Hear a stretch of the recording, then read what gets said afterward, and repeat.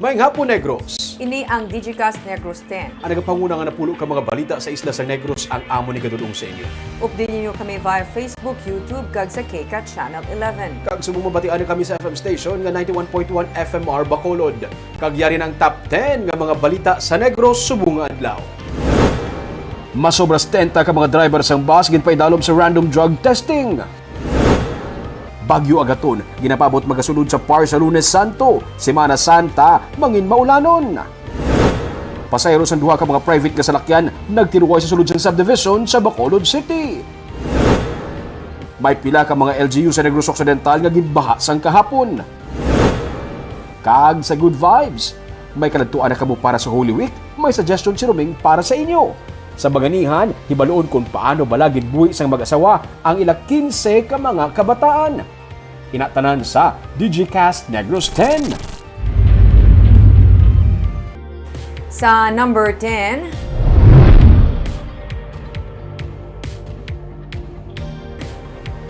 Mayor's Office sa munisipyo sang Banwa sang Isabela ang nasunog kahapon.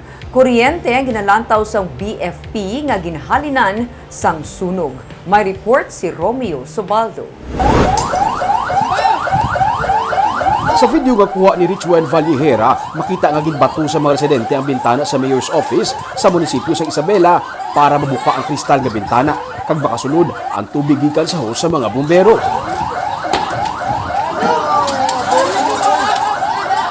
Sa magkalabuka na, ila ini nga ginpapiswitan sa tubig. Na 5:20 sa makabaton sang fire call ang Bureau of Fire Protection sa kahapon nga may sunog sa munisipyo. Giliyon man sila nga nagrespondi. Mga 30 minutos kag nagdeklarar ang mga bombero sa fire out. Sunod sa kay FO2 Henry Cosas Jr., fire investigator sa BFP sang Isabela, posible kuryente ang ginhalinan sang sunog. Ang damage nga structure is the mayor's office, no? Ang possible nga ano sang kalayo, ang origin of fire is electrical. Ang opisina gid lang sang alkalde ang nahalitan sang kalayo. Wala naman ini maglapta pa sa iban pagid nga mga talatapan. Ginabulubanta nga yara sa 100,000 pesos ang natugang nga halit sang kalayo. Wala man sa minasamaran sa amo nga insidente.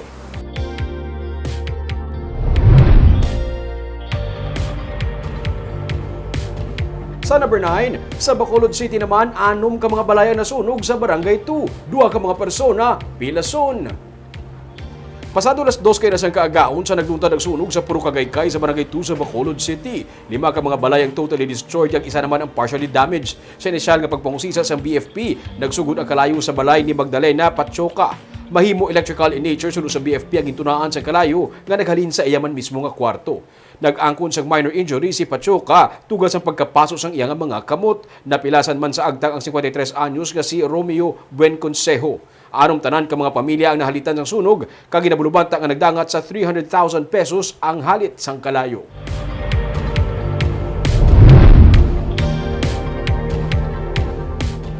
Sa number 8, Regional Tripartite Wages and Productivity Board ang magatinguha nga makapagwa sang desisyon bahin sa ginadusok nga wage hike antes sang Labor Day. Sa public hearing sang RTWPB, ginpatpat sang Fishta Union, isa ka labor group sa Bacolod, ang kabangdanan sang ila paghinyo sang 750 pesos nga minimum wage sa rehiyon. Pero ginbalabagan sang management sector ang 355 pesos nga saka sa sweldo bangod wala pa makabangon ang ekonomiya sa epekto sang pandemic. Suno kay Attorney Sixto Rodriguez, ang OIC sang Dole, Western Visayas, hindi pa mapatud kun mapatuman ang wage increase. Bangod may duha pa ka mga consultation nga natalana karon nga bulan sang Abril angot sa wage hike petition sang labor sector. Pero ginsiling man sang chairperson sang RTWPB nga tinguhaan nila nga makapagwa sa desisyon angot diri antes sang Labor Day. By May 1, as much as possible, we want to act on it, but I'm not sure if we can still issue on time. Should there be any favorable consideration to their petition. But as soon as possible time, we should deliberate and act on it. Sa number 7,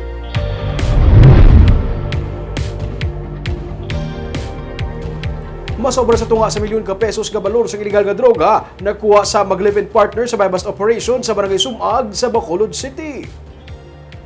Arestado ang mag-live-in partner nga doon sa high-value target matapos makuhaan sang shabu nga nagabalor sa masobra sa tunga sa milyon ka pesos sa buy-bust operation sa Purok Candelaria, Barangay Sumag. Mismo sa apartment sa mag-live-in partner nga sanday Gabriel Lianos Jr. kag Geraldine Bawaan ginpatigayon ang buy-bust. 19 kasi siya ang suspected shabu nga nagabalor sa 530,000 pesos ang nakuha sa ila. Si Lianos nga sang nagligad nga bulan lang nakagwa sa presuhan ang liwat naman pasakaan sang kaso nga paglapas sa Republic Act 9165 upod ang iyang partner.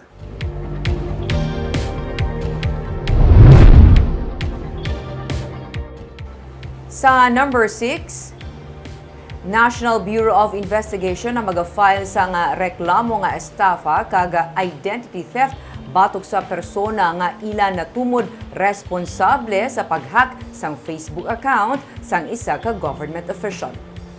Suno kay NBI Bacolod Chief Renua Baldovino, tigayo na nila nga nakilalaan ang suspect sa pag-hack sang account sang isa ka government official sang Sipalay City. Ginpadangat sa ilang nga talatapan ang natabo sa adtong bulan sang Marso. Suno kay Baldovino, upod man nga nagpadulong sa ila talatapan ang 3 ka mga Facebook friends sang among nga opisyal nga nagpadala sang kwarta paagi sa GCash matapos nga gingamit sang suspect ang identity sang opisyal para magpangayo sang kwarta kag magpakuno-kuno nga tuman nga nagakinahanglan o kung kinahanglanon ang amo nga kantidad. Sa kabilugan, suno kay Baldovino, 20,000 pesos ang napadala sang 3 ka mga persona. Mahimo pagkatapos na sang Semana Santa ma-file ang reklamo nga estafa kag identity theft in relation to cybercrime law nga ipasaka sang NBI batok sa suspect. Lakip naman diri ang paandam sang NBI sa publiko nga hindi basta-basta magpadala sang kwarta sa mga nagasulisit kung hindi mapatod personal sa natungdan. Ginpakamaayos ang NBI nga hindi paghingadlan ng tagreklamo kasubong man ang suspect tubtob nga ma-file ang mga reklamo sa prosecutor's office. May identity na kami, may nakuha na namin. We are ready to file the case na maybe after the whole week. I-file na namin yung case.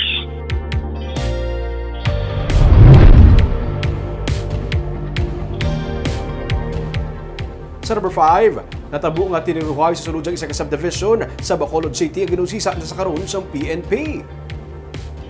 Parayon ng investigasyon sa Police Station 6 angot sa nagluntad nga shooting incident sang kahapon sa sulod sang City Heights Subdivision sa Barangay Takuling sa Bacolod City. Sunod sa kay Major Leo Estopa, hepe sa Police Station 6, nakabati sa paglinupok sang kahapon ang mga residente gikan sa nagalagsanay nga duha ka mga salakyan. Napulo ka mga basiyo sang caliber 45 pistol ang na-recover sa mga lugar. May SUV nga naigo sang bala, apang wala naman sa maging report nga nasamaran suno sa pulis. Dugang pa ni Estopa, may nakita sila nga CCTV video sa area kung saan na-capture ang mga ibulbado nga mga salakyan pero wala pa makita ang aktual nga pagtiruhay.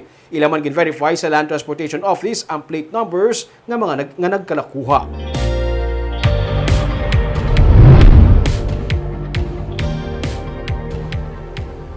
Sa number 4, mga disaster team sa mga banwa kag syudad ang yara sa heightened alert status o blue alert status sa Semana Santa. Inibase sa memorandum sang Regional Disaster Risk Reduction Management Council sa pagpasiguro sang mas maid-id nga pagpatuman sang road safety measures kag deployment man sa mga responders sa mga lugar nga mayara sang convergence o kung pagtililipon kasubong sa mga resorts kag mga simbahan. Suno kay Zeffard Kaelian, ang pamuno sang Provincial Disaster Management Program Division, magadepende na sa tagsa ka IATF sa mga banwa kag syudad ang pagtugot sa mga religious activities, labi na nga may mga lugar na nga napaidalom sa Alert Level 1. Nagapahanumduman si Kaelian sa mga magatrek sa kanlaon nga ginadumilian ang 4-kilometer danger zone. Labi na nga maulanon sa karon. Damlag pa sa advisory sang Office of the Park Superintendent sang Mount Canlaon Natural Park, ginsira ang gintubdan, mapot kag Mananawin Trail. Ang short trekking activity lamang nga gikan sa Wasay padulong sa Hardin sang Balo kag Gintubdan Falls magluwas sa Buslugan ang ginatugutan. Suno kay Kaelian, may mga na-monitor sila sa social media posts nga nagasupak sang pagsulundan. Number one is damo isang convergence mangyapon sa tao sa churches, no, sa aton nga mga resorts, no. So ginbutang sa blue alert status for deployment sa aton nga mga responders, no, pag-assist, no. Then again, let me remind you nga may pandemic patagyapon, so practice again the health protocols, no, for the pandemic. You know, again, ang kanlaon reminders for 4-kilometer danger zone is not or is strictly prohibited, and especially subong nagaulan-ulan, pwede siya may possibility ng mga phreatic eruptions, no. So kinahanglan naton nga ang aton nga 4-kilometer danger zone is strictly prohibited kag hindi gid ta dapat magsaka subong sa aton kanlaon.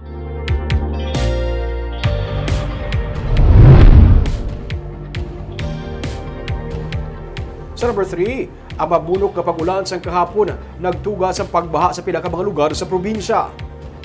Sa Sipalay City, may pagsaka sa tubig sa pila ka mga lugar sa sitio Giwanon, Barangay 4. Sunod sa kay Johnny Lubugtae, ang pamuno sang Sears, naglabot sa hawak ang kadalumon sa tubig tugas ng flash flood sa pila ka bangin sang among nga sitio. May pagbaha man sa mayor nga dalanon sa poblasyon. Sa Kawayan naman, may pagbaha sa Barangay Tuyom kag Manuling. Sunod sa kay Mayor John Rita Buhara, mga isa ka oras kag nagsubside ang tubig tugas ng flash flood.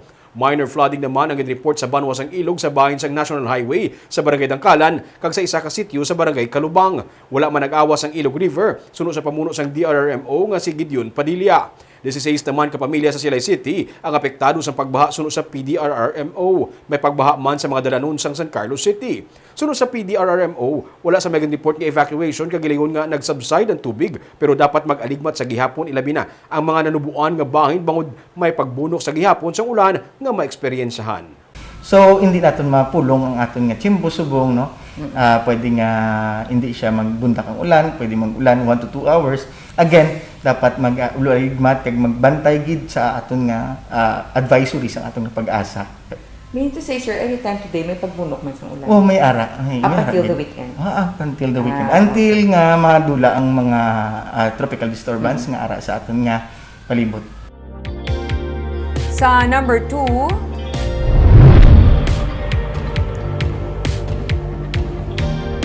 nauna nga bagyo karon nga tuig ang ginalantaw nga magadalasang maulanon nga Semana Santa sa pungsod.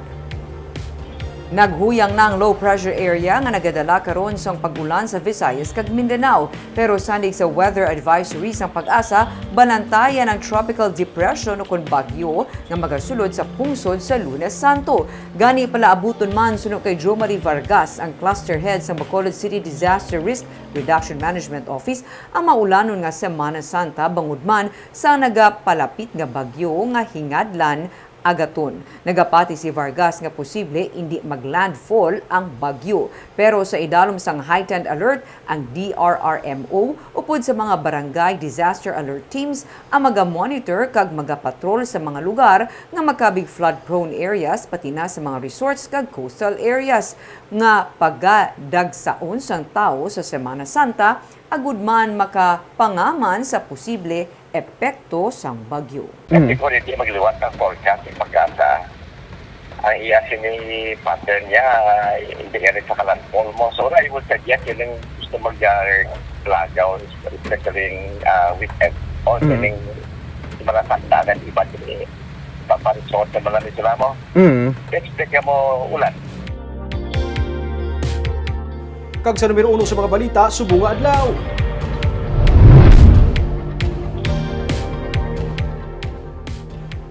Musobra sa 70 ka mga bus drivers gipaidalom sa random drug testing antes ang Semana Santa. Voluntaryo nga nagpaidalom sa random drug testing ang 42 ka mga driver kag staff sa South Bus Terminal sa Vallecal Transit Incorporated sa Bacolod.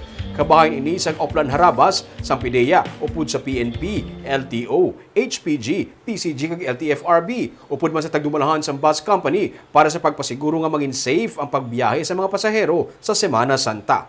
May 35 man ka mga empleyado sa bus company sa North Bus Terminal ang nagpaidalo man sa drug testing. Sunod kay PIDEA Regional Director 2 Alex Tablate, tuyo nila nga isunod sa random drug testing ang iban pa nga mga bus kag jeepney driver sa probinsya para mapangapinan ang riding public kag mapabaskog pa ang kampanya kontra illegal nga droga. Ang main purpose po natin dito, kung sino tong mga mag-positive, ito yung i-handle po natin ng ng proper na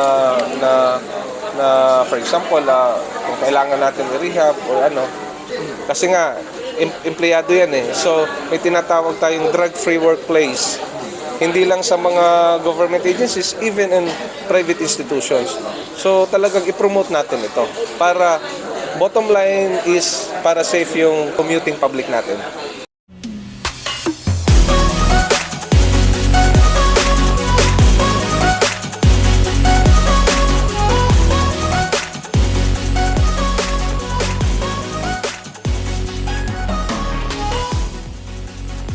Kaagyari naman ang pang-good vibes namon sa inyo sininga weekend. Sa tripping ni Roming, isa ka lugar nga perfect para sa mahilig magbiyahe kon Holy Week ang amon din kadtuan. All in one. May busay, may infinity pool, pwede maglamping, damo-damo kapihan, kag may higante nga cross. Kag may special guest nga nagsabay sa tripping ni Roming. Ang gobernador lang man sa probinsya nga si Gov Bong Lacson ang nag-collab sa akon kag nagupod pa trekking. Trekking o kung nagsanay. Kaya mo ka? Hoy! Balikan ka naman, boss.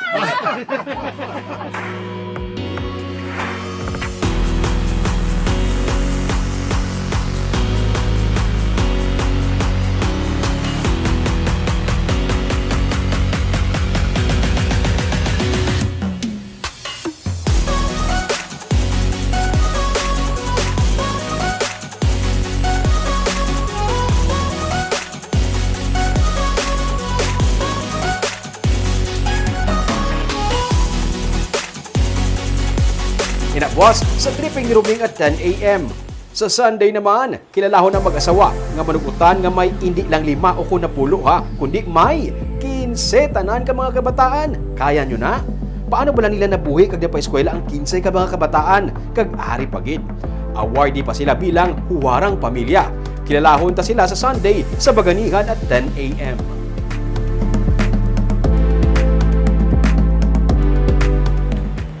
Barb, sadya ka tripping si Gob. Kita ko gidming. Though, kadalag ko, hindi isang steps ni ko compared sa imo, no? Baby steps na kogoro. Kag ganayon, ano sa storya sa Baganihan sa Sunday, Barb, ako hindi ko imagine paano yung mabuhay ang 15 ka kabataan. May nga ako na nanay, 15 lang maguto ka. Congratulations. Tanahon tayo nga istorya sa Sunday sa Baganihan. Sige, bantayan ta na rin. Kagapit itong mga balita sa Negros, Subong Adlaw. Kay man sa panahon karon importante nga may ihibalo ka sa nagakatabo sa imo nga palibot. Pero dapat balanse kag eksakto mga impormasyon. Padayon kami nga magapangalagad sa Negrosanon. Ako si Barbara Mijares. Tub-tub sa Lunes, ako naman si Romeo Subaldo. Happy weekend!